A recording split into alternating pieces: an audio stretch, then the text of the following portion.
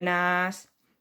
Bueno, hoy vamos a seguir hablando de divisores, de divisibilidad y de números primos, ¿vale? Vamos a ver cómo se relacionan todos estos conceptos para intentar hacer las operaciones más sencillas posibles y con menos esfuerzo, ¿de acuerdo? El otro día, cuando calculábamos todos los divisores de un número, me di cuenta de que me parecía muy tedioso y difícil de ver cómo calcular esos divisores, porque había que dividir entre 2, entre 3, entre 4, entre 5, entre 6, ¿vale? Y eso además lleva un montón de reglas de divisibilidad, entre todos los números podemos buscar reglas de divisibilidad y lo complica todo mucho. Yo a mí me gustaría explicarlo de otra manera, es verdad que el otro vídeo lo podéis ver, igual es como os lo han explicado a vosotros, parece fácil, está también bien, pero yo voy a hacer otro de ellos, ¿vale? Entonces aquí voy a tener el número 18 como ejemplo, ¿vale? 18, ¿vale? Entonces, lo primero que sabemos es que el 18, como todos los números, tiene dos divisores como mínimo, que son el mismo, 18 entre 18 es 1, y el 1, porque 18 entre 1 da 18, ¿vale? Entonces, eso ya lo vimos el otro día, ¿no? Que siempre lo podemos poner como una línea, ¿vale? ¿Qué más maneras hay de poner esto en forma de rectángulo? ¿Vale? Toda la larga o que sea. Puede ser del lado 1 o puede ser del lado 2, ¿vale? Como es par, es fácil hacer un rectángulo del lado 2. 2 por un número, ¿sí? ¿Esto qué significa? Que el 18 se puede escribir como 2, ¿sí? Por ese otro número. 2 por 9 en este caso, ¿vale? El otro día veíamos que si un número se puede dividir, por ejemplo, como en este caso, entre 2, ¿sí? Y da 9, eso significa que el 2 es un divisor de este número, pero también lo es el 9. ¿Por qué? Porque también lo vamos a poder dividir entre 9, ¿vale? Si yo cojo aquí y separo, ¿vale? Puedo hacer 9 grupos de 2. 1, 2, 3, 4, 5, 6, 7, 8 y 9 grupos, ¿vale? Entonces, efectivamente, también lo puedo dividir entre 9 y que dé 2.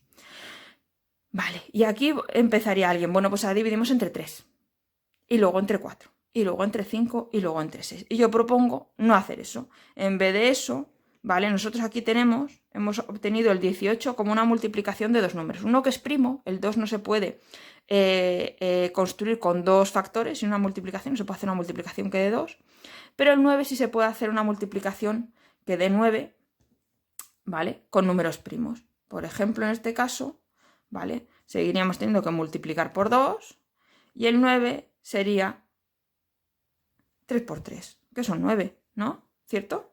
¿Sí? 9 son 3 por 3. Entonces, si yo multiplico 3 por 3 por 2, hago 18. Entonces sigue siendo cierto que 18 es igual a 2 por 3 por 3. Y aquí sí que todos los números son primos, ¿vale?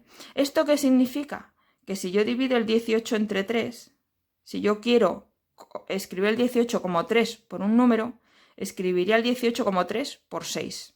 ¿Lo veis? Esto sería 6. Hoy no estamos aprovechando, si os fijáis, de la propiedad distributiva, perdón, de la propiedad asociativa y de la conmutativa de la multiplicación para hacer esto que estamos haciendo, ¿vale? Nos vamos a ir aprovechando de ella, ¿vale? Entonces yo asocio esta multiplicación como yo quiero. Antes la tenía asociada así, 9 por 2. Bueno, pues ahora la asocio 2 por 3 y por 3 otra vez. Entonces también sería cierto que el 18 es 6 por 3, ¿sí? Entonces, eso significa que el 18 entre 6 da 3 y el 18 entre 3 da 6. Entonces el 3 es un divisor del 18 y el 6 también lo es.